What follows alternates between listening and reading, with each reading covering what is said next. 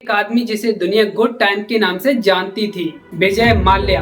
वो शख्स जो इंडिया के सबसे बड़े बिजनेसमैन और राज्यसभा के एमपी थे, लेकिन वो भारत छोड़कर यूके में छुपा है 9,000 करोड़ का फ्रॉड कर। एक एयरलाइन जो कभी इंडिया की स्काइज की ताज थी और आज उसका नामो निशान नहीं, लेकिन एक बड़े स्कैम के साथ खत्म हुई। लेकिन सवाल ये है, क्या विजय माल्या सच में एक जीनियस है जैसा कुछ लोग कहते हैं, या फिर एक चोर है जो बाकी की दुनिया समझती है? आज हम खोलेंगे इस स्कैम के सारे राज और देखेंगे हर एंगल से ध्रुव राठी, नीतीश राजपूत और राज समानी के नजरिए से, और साथ ही एक ऐसा फैक्ट जो आपको हैरान कर देगा। तो शुरू से एंड तक बने रहिए क्योंकि ये वीडियो आपको सोचने पर मजबूर कर देगी। नमस्कार दोस्तों, दिसंबर 1955 को कोलकाता में विजय माल्या का जन्म हुआ था। वित्तल माल्या उनके फादर का नाम है, जो यूनाइटेड ब्रूअरीज ग्रुप के चेयरमैन थे। 1983 में जब विजय माल्या सिर्फ 28 ईयर के थे, उन्होंने अपने फादर की डेथ के बाद यूनाइटेड ब्रूअरीज की कमांड अपने हाथों में संभाली और यहाँ से शुरू हुआ उनका एक बड़ा सा एम्पायर का सफर, और किंगफिशर को इंडिया का नंबर 1 ब्रांड बनाया, जो आज भी 50% से ज्यादा मार्केट शेयर रखता है।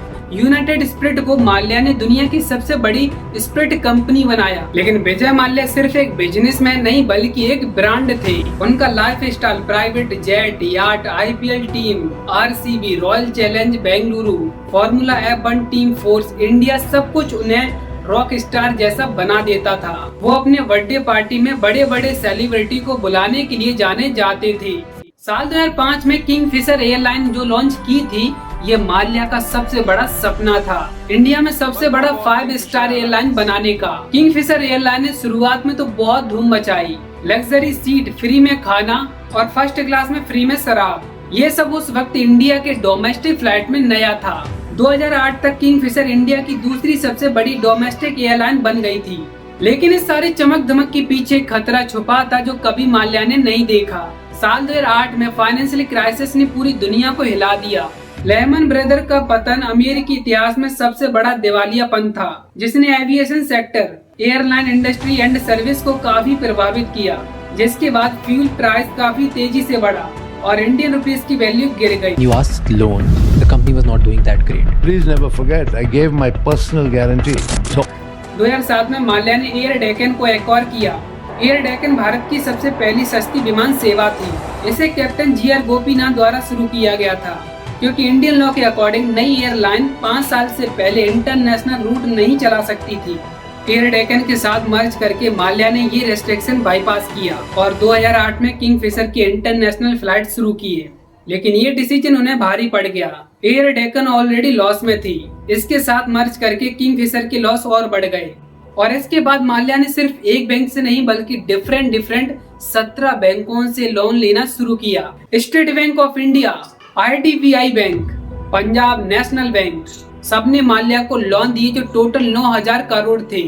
लेकिन सवाल ये कि ये पैसा कहाँ गया? CBI के अकॉर्डिंग इनमें से काफी पैसा पर्सनल एसेट खरीदने में लगाया, जैसे इंग्लैंड और फ्रांस में 303 करोड़ की properties, force India F1 team के लिए 241 करोड़ ट्रांसफर किए। 2011 तक किंगफिशर के एम्प्लॉइज को सैलरी नहीं मिल रही थी। सर्विस टैक्स और PF, प्रीविडेंट फंड यानी भविष्य निधि के पैसे भी गवर्नमेंट को नहीं जमा किए गए।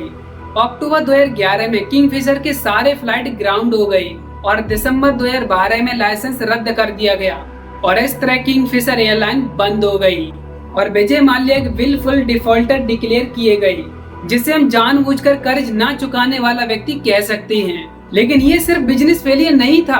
CBI और ED ने माल्या पर फ्रॉड और मनी लॉन्ड्रिंग यानी ब्लैक मनी को व्हाइट मनी में बदलने के आरोप भी लगाए। 2016 में जब बैंक और बाकी एजेंसी माल्या पर इन्वेस्टिगेशन कर रही थी, तब माल्या भारत छोड़कर यूके में चले गए।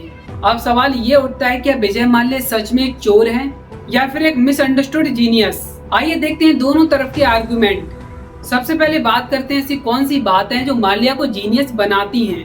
Number 1, visionary businessman. Kingfisher airline ने इंडियन एविएशन को एक नया स्टैंडर्ड दिया जो लग्जरी और सर्विस का नंबर 1 था। नंबर 2, इकोनॉमिक क्राइसिस का शिकार। माल्या का कहना है कि साल 2008 का फाइनेंशियल क्राइसिस और तेजी से बढ़ता फ्यूल प्राइस दोनों ने किंगफिशर को डुबाया। माल्या ने क्लेम किया कि फाइनेंशियल मिनिस्टर प्रणब मुखर्जी से उन्होंने डाउन सीजिंग यानी कि टैक्स कम करने की रिक्वेस्ट की थी, लेकिन उन्हें कहा गया कि इस मामले में बैंक सपोर्ट करेगी। और नंबर 3 है पर्सनल गारंटी। माल्या ने अपनी पर्सनल गारंटी दी खासकर लोन्स के लिए, और उन्होंने राज समानी के साथ हुए पॉडकास्ट में खुलकर बोला क्या कोई चोर अपनी पर्सनल गारंटी देता है। I gave my personal guarantee. So all this narrative of चोर कभी अपना पर्सनल गारंटी देता है क्या? और नंबर 4 सेटलमेंट ऑफर। माल्या ने 2012 से 2015 तक 4 सेटलमेंट ऑफर दिए, जिसमें उन्होंने 14 करोड़ को रिपे करने की बात की। उनका क्लेम है कि ये ऑफर बैंक ने रिजेक्ट कर दिए। और नंबर 5 है मीडिया ट्रायल। माल्या का कहना है कि उन्हें मीडिया ने डेलिबरेटली यानी जानबूझकर गलती करने वाला विलन बनाया, और गवर्नमेंट पॉलिसी जैसे सीबीआई और ईडी ने उन्हें पॉलिटिकल फुटबॉल बनाया। अब बात करते हैं कि आखिर में माल्या को चोर क्यों समझते हैं। Number 1 fund diversion.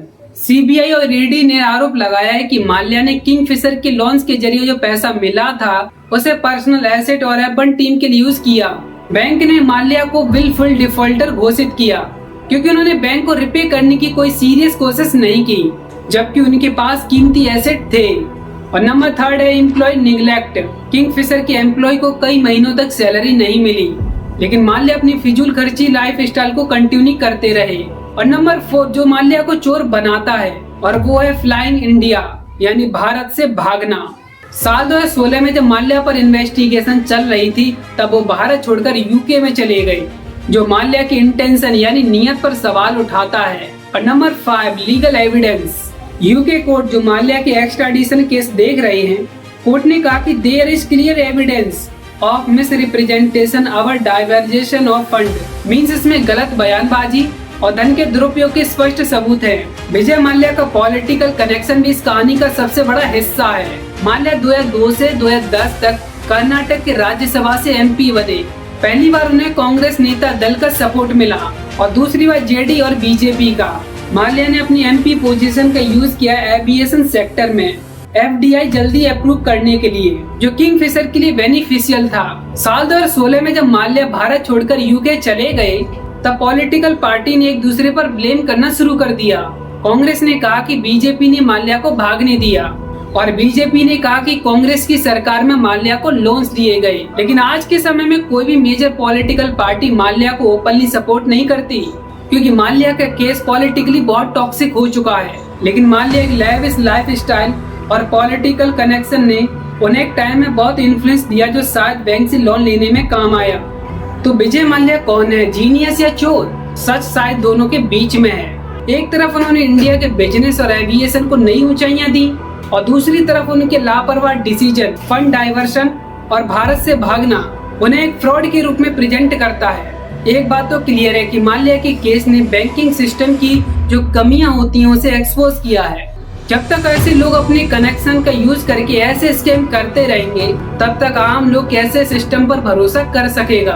आप क्या सोचते हैं, हमें कमेंट में बताएं। क्या माल्या एक विक्टिम है या फिर मास्टरमाइंड?